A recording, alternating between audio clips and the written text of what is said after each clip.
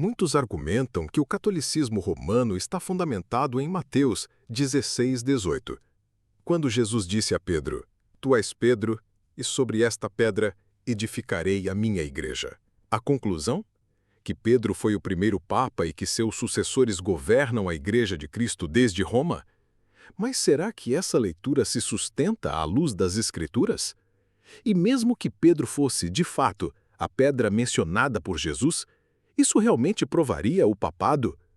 A tradição reformada tem uma resposta clara, bíblica e firme.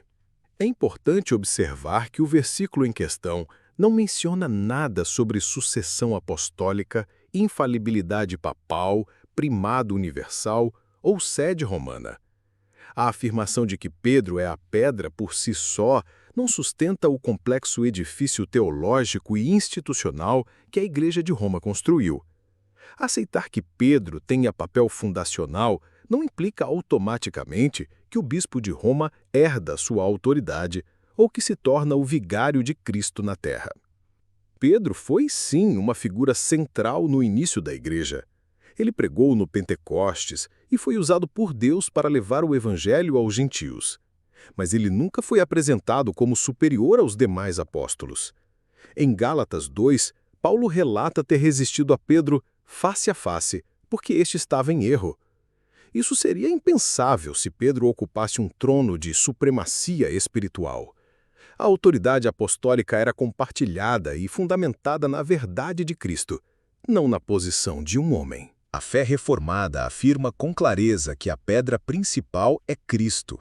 Pedro, mesmo sendo uma pedra viva na edificação da igreja, aponta para o verdadeiro fundamento. Em 1 Pedro 2, 4-6, o próprio apóstolo ensina que Jesus é a pedra angular, eleita e preciosa, rejeitada pelos homens, mas eleita por Deus. A igreja não está edificada sobre Roma, nem sobre um homem caído, mas sobre Cristo e os ensinos apostólicos registrados nas Escrituras.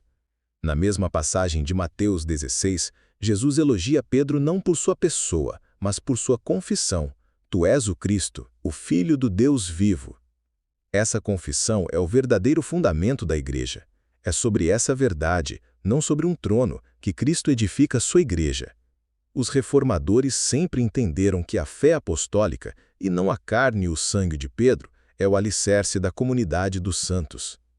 A Confissão de Fé de Westminster, documento histórico da tradição reformada, declara que não pode haver outro cabeça da igreja senão o Senhor Jesus Cristo. Essa afirmação é direta e confronta a reivindicação romana de que o Papa é o chefe visível da igreja. O ofício de Cristo como único mediador e cabeça é intransferível. Não existe base bíblica para qualquer sucessor de Pedro ocupar tal posição. O sistema papal, como o conhecemos, não surgiu nos dias dos apóstolos. Ele foi sendo desenvolvido gradualmente ao longo de séculos, por meio de decretos, concílios e interesses políticos. Não há evidência nos primeiros séculos de que os cristãos viam o bispo de Roma como infalível ou universalmente supremo. As Escrituras não fazem menção à sucessão papal, tampouco outorgam a qualquer homem a autoridade de governar toda a Igreja de Cristo. O verdadeiro fundamento da Igreja é a Palavra de Deus. Toda autoridade na Igreja deve se submeter às Escrituras, que são inspiradas, infalíveis e suficientes. Nenhum concílio, tradição ou liderança humana pode se colocar acima da palavra.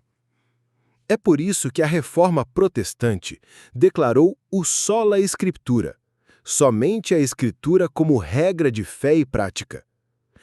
A Igreja não precisa de um trono romano, mas da voz viva de Deus, revelada nas Escrituras. Cristo governa sua Igreja por meio de seu Espírito e de sua palavra. Ele a sustenta, edifica e protege. Os verdadeiros ministros da Igreja são servos, não monarcas. São chamados a ensinar, pastorear e guardar o rebanho, não a reinar sobre ele. O modelo papal rompe com esse princípio. Ele concentra poder em uma figura que se proclama infalível e representante de Cristo, algo completamente estranho à doutrina bíblica e à prática da igreja primitiva. Mesmo que se aceitasse, por hipótese, que Pedro é a pedra mencionada em Mateus 16:18, essa leitura jamais sustentaria o papado romano.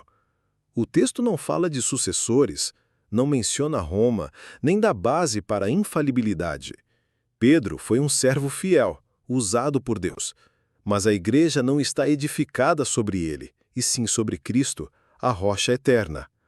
O papado não é continuidade da fé apostólica, mas um desvio institucional que usurpa o lugar de Cristo como cabeça da igreja. Essa é a fé da Reforma. Uma fé centrada em Cristo, alicerçada na Escritura e livre das correntes do poder humano. A igreja verdadeira permanece firme, não sobre o trono de um homem, mas sobre a rocha da confissão apostólica. Tu és o Cristo, o Filho do Deus vivo. E sobre essa rocha, as portas do inferno não prevalecerão.